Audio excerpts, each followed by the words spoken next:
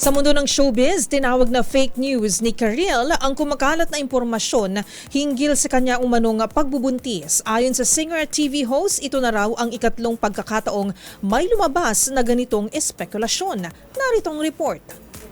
Walang katotohanan na buntis ang Singer TV host na si Karil.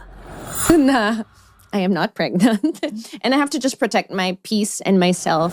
Ito ang nilinaw ng It's Showtime host sa latest episode ng kanyang Case Drama Podcast kasama si former BIR Commissioner Kim Henares kung saan umikot ang kanilang diskusyon sa usaping fake news.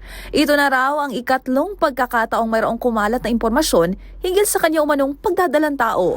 I have been stopped on the street and congratulated for being pregnant, and I have to explain, of course, that I'm not pregnant. A lot of people have been fooled by this news. So, I'm here to tell you once again that the news is fake, i.e. fake news.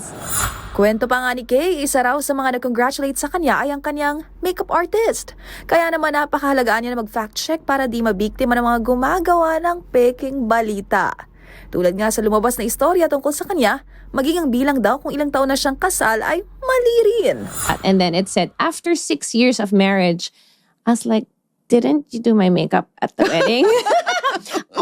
That was 10 years na. We're 10 years married, not 6.